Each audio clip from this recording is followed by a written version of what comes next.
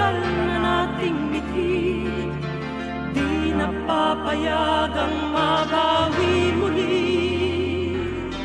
Magkakapit-pisig, libu-libong tao, kay sarap pala maging Pilipino. Sama-sama iisa ang adhikain, kailanman di na maaalipin. Ang lungsong Pilipino sa mundo,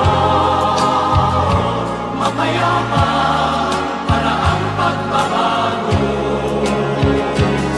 Katotohanan, kalayaan, katarungan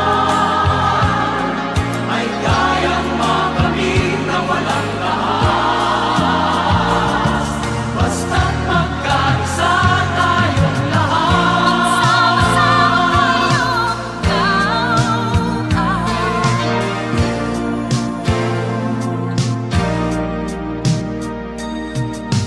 Basta nang nagaganap sa aming bayan, magkasama ng mahirap at mayaman.